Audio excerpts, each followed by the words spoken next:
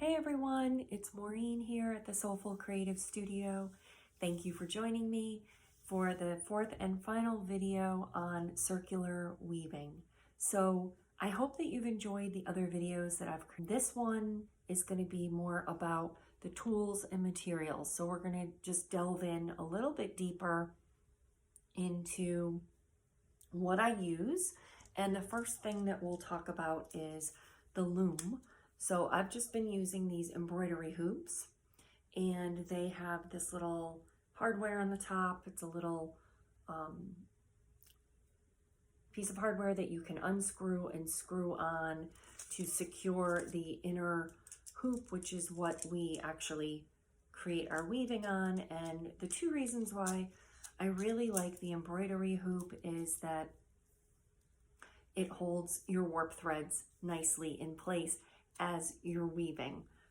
The second reason is because I've been finishing off my weavings by wrapping yarn around the frame, and it's been giving the weavings a really nice finish.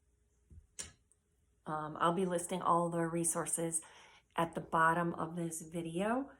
I've found really great resources on Etsy. Like I mentioned before, the shops on Etsy are amazing. And I always try to support local business or small business, and whenever I can. So, and the wonderful thing about Etsy is everything I've ordered, they slip in little surprises, little gifts, and it's very heartfelt. And I really enjoy ordering and receiving packages through Etsy. So the second thing that you need is your needle, and you can use just a regular needle, but I like to use these tapestry needles. And so as you can see, the space is a little bit larger, and that is helpful for thicker yarns. And let's see, I have a couple different types of warp thread. Of course, you can use what you have on hand. You can use kitchen twine, as long as it doesn't give. So you don't want anything that is going to have any kind of elasticity to it, so that it stays nice and taut on your loom. So I have a couple different colors here. So this is the regular color. I haven't tried this. This is a beautiful charcoal gray, and I have a dark color. It's like a black.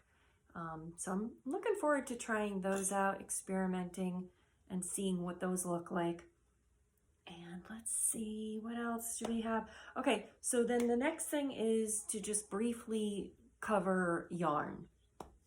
So yarn has basically three different categories. We have synthetic yarn, which are man-made, and those are the least expensive. Those are like nylon and acrylic, which you can get readily available at your craft store. This is an example.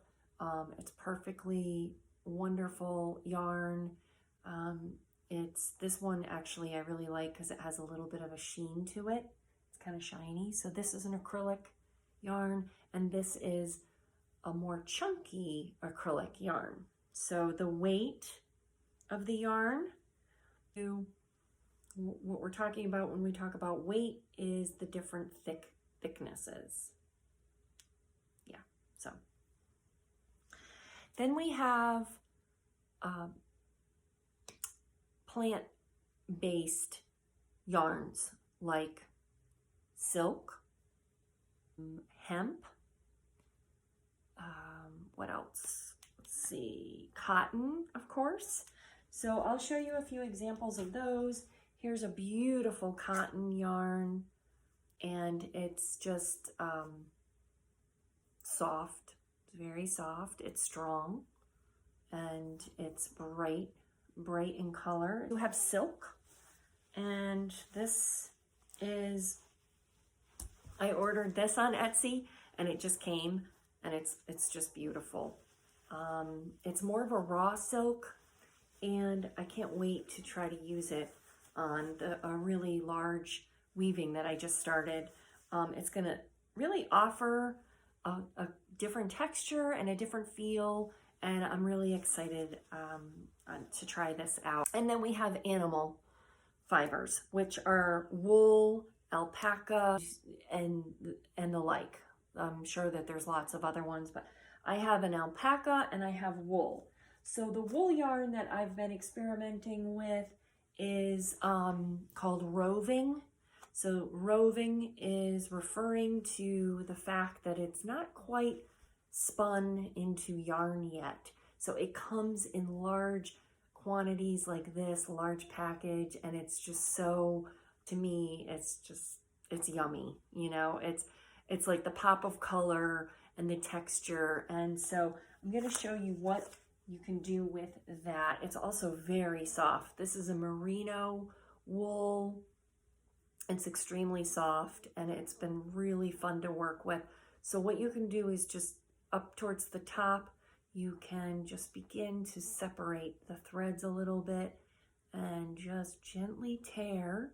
So if I wanted something thicker, I'd probably go halfway, but this width is probably going to be just fine for what I want. And I just begin to tear it, and as far down as you want, and then you can begin to shape it into the width that you want. That is a basic overview of the different yarns. So I just encourage you to obviously use what's on hand, use what you have, but if you are interested in gathering up some or adding some new yarns to your stash, I just encourage you to go for variety. Variety in texture, variety in color, variety across the 3 different types of yarn, because, I don't know, as they say, variety is the spice of life.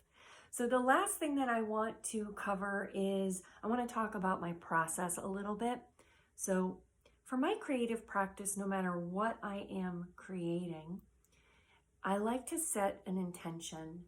An intention is just simply a statement of what I am choosing to focus on. So a lot of times my intention when I'm creating turns into a theme. So sometimes, you know, I'll just sort of, I'll always light a candle and just sort of get centered and sit in my studio for a few minutes and just sort of get in touch with where I'm at inside. And a lot of times the intention stems from what I feel I need in the moment. And so a theme can be extracted from that.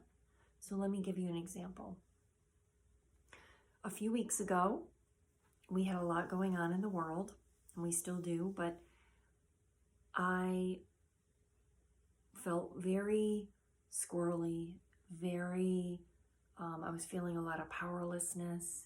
I was feeling a lot of uncertainty. So when I sat with these feelings, what I was craving, what my soul really desired was to go to one of my happy places. And one of my happy places is, I have a few, but is the ocean, is the water. Listening to the waves, being on the beach, feeling the warm sand under my feet and in my toes.